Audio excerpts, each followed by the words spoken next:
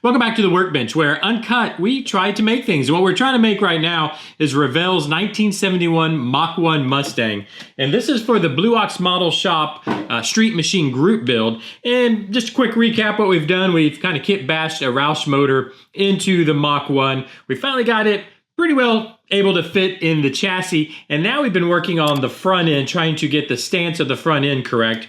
Let me bring it over to the lower camera here, and we'll get a quick bench update as far as what I got done in between episodes or since yesterday, which isn't a lot. It's not a lot. Basically, I got the rotors and calipers glued up into the wheel. Now, but this is very important because now we can test fit them in where we've basically cut all this stuff down. Check the previous episodes. There's a playlist down in the description. You can check the previous episodes if you need to get caught up kind of how we got here, because it took a little bit of work to be able to get these to fit.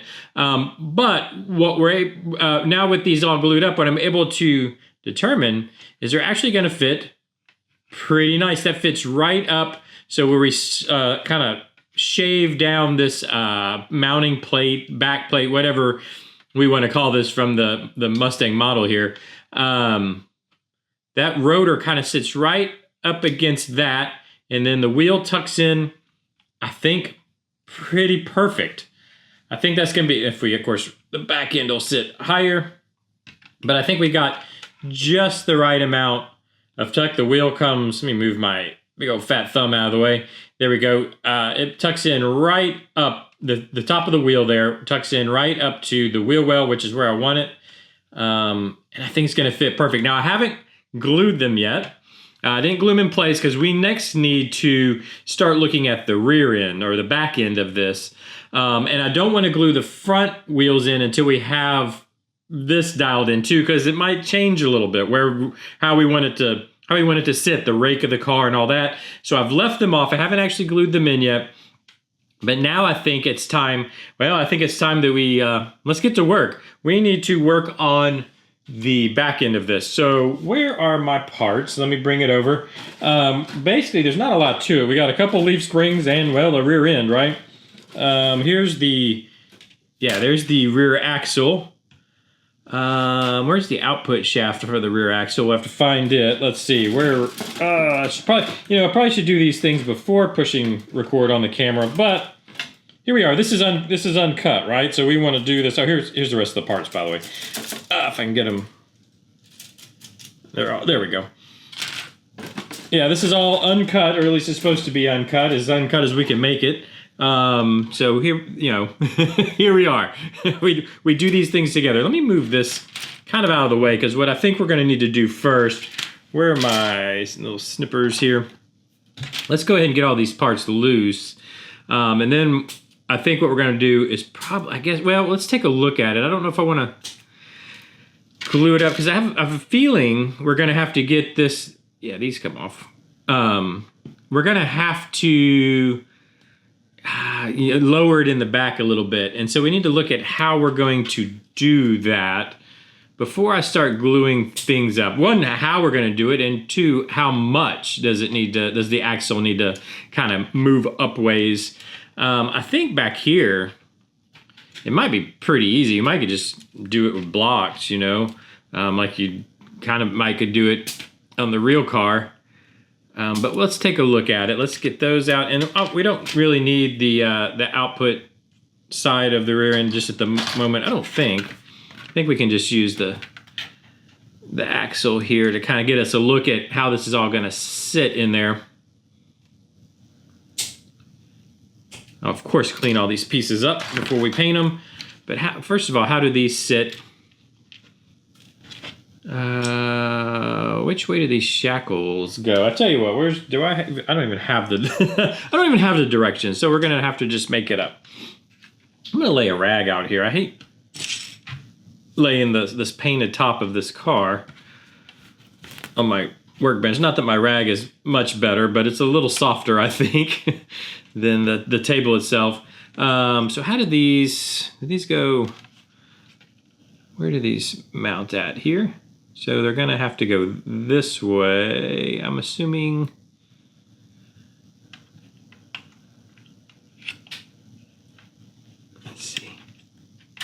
like so.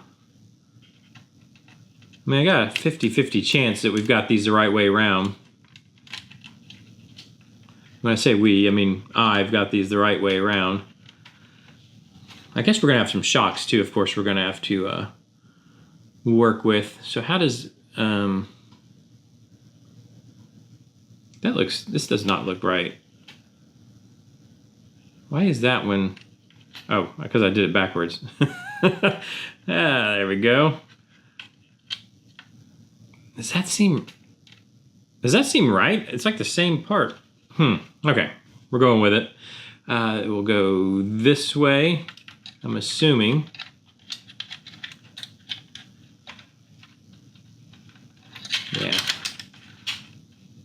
Yeah, that plugs in there, okay.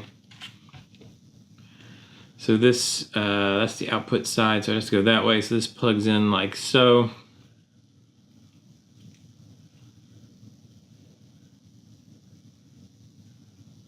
Oh, you know what? No, that's the shock mounts, isn't it? So that, I think I have this, I think I have them. That's the hole for the shock mount. So I've actually, in the shocks mount inboard. So of course, you know, you got a 50-50 chance you do it backwards. So I think it goes this way. Does that change? No, that didn't change anything. Oh, because I did this backwards again. Oh boy, stick with me here. We can get this figured out. You know, I could have just grabbed the instructions and that would have, but what would be the fun in that? Now that is still not right, unless, because where are our shock mounts? Our shock mounts are now up front, but there's no way there's no way it's going to go this way, because then it's going to be way too far back. I may have to grab the instructions. This has been a huge waste of time here. Let's see. Yeah, these little tabs here are definitely where our shocks mount, because it has a hole in it there. And then I'm assuming one of these holes down here is where they have to go. So it would have to go this way. Okay, so it has to go this way. This has to go that way. All right. So through way too much trial and error, I think we've got them right, like so. This is how the rear end sits in there. Okay. Yeah, that's all gonna work. Okay, good. Now, finally, what we need to see now is where is the wheel gonna sit? Yeah, so it's gonna be, here, I'll show it down lower. So I'm just plugging, or putting where that hole is right on this. Now it doesn't actually mount, but at least it centers us where you at, which is going to be about right there. So as expected, we're going to have to, because I want this to sit, well, the axle's in the way, but I want it to tuck up in there. And the next question, it might not actually even work. Let me see something. How far can we actually get these wheels in here before they start? I mean, that's it actually, because they're hitting the wheel well. So we'd have to, if we want to go any further in than this, we're going to have to tub it a little bit, aren't we? Okay, well that's good to know, because I really did want them to tuck up in there, up to the wheel, hide the top of the tire, which obviously, well, let me put this on correctly. Obviously we can do up front. Well, I mean, how does it look just sitting right there? I mean, it gives it a rake, I guess, but I really do want it to tuck up in there. So let's do this. Let me see if I can carefully get this. I'm really destroying the paint on the rockers by pulling this in and out. But that's okay. Everything can be fixed. It's just paint. Let me get this apart, because what I want to see is what would it take? I don't guess it would take much to tub this, would it? Oh yeah, what's involved back here though, I guess is the next question. Yeah, we don't have a lot of space. Well, yeah, we do. Yeah, we do. So let's look at this together. So Obviously, this is easy to cut out and do whatever we want with the wheel wells. What we got to determine is how much space inboard do we have, because they actually do need to sit a little further in. Let's do this. So we've got let's move this out of the way. Let's go ahead and put our rear end, or our rear axle back in, just so we can kind of see, because there's only so far. Okay, if I could just, for the love of Pete, just put it in the right way one time. Get in there.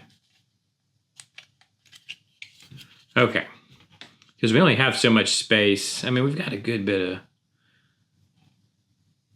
We have. If you guys can really see, we've got maybe 1 millimeter we can go inboard before we're hitting.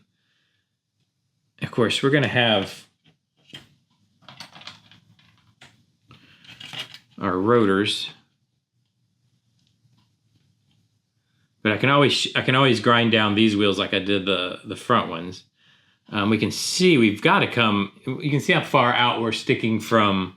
We're sticking a very proud. I mean, probably almost 2 millimeters outside of the fender well there. So we are definitely probably going to have to come inboard, which just by grinding this down, that'll make that happen. And then we've got, the problem is that at some point the wheel and tire is going to hit the leaf spring.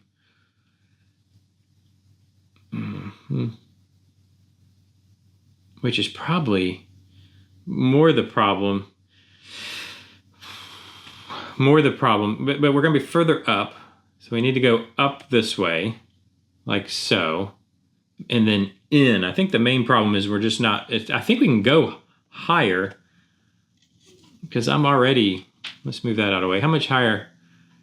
We might have to go even higher than that. I was thinking, so that's easy enough though. That's just putting a new tub in, moving inboard, and then we just move it inboard as far as we can, which is only about 1 millimeter. So I hope that's enough, which once I remove that, once I remove the rotor and set it in there, you can see we've only got about 1 millimeter move in. I think we will have enough space to go in and then up just a little.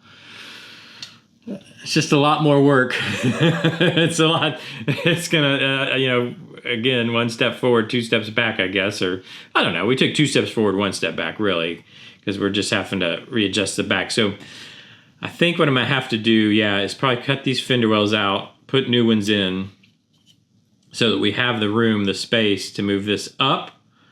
Literally, I think it was about 1 millimeter, which that from here is only maybe 0.5 millimeter more. So it's not far we have to go.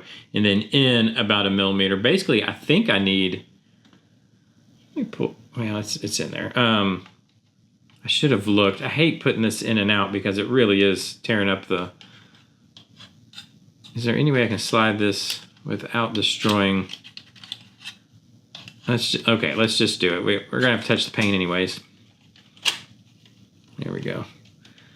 So I was trying to see where the inner fender wells, if I can get this tire to be flush with the inner fender well. In fact, it doesn't even have to be quite flush. It can be no, it's gonna have to be pretty flush with the inner fender well to know that it's going to fit in the fender itself. So I'm just looking at right now, and it looks like it'll do it without rubbing the I guess I should stay in frame for you guys. It looks like it's going to do it.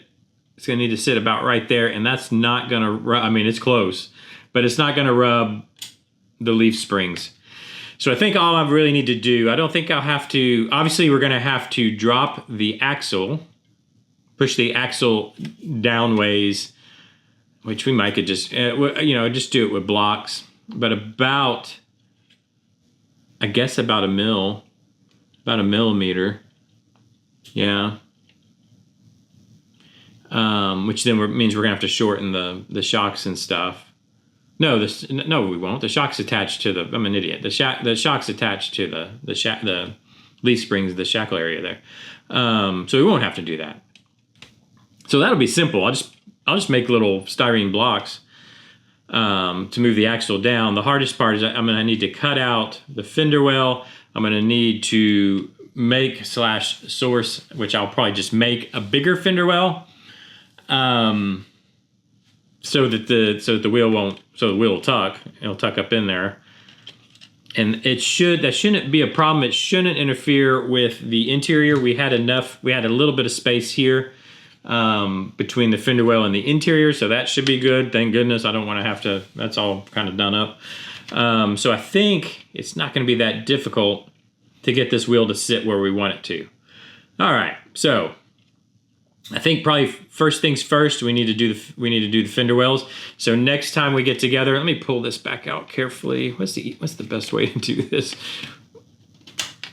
Okay. Yeah, so I think next time we get together, I will have at minimum cut these fender wells out. I'm just gonna cut them fully out. Right? Let me pull this out.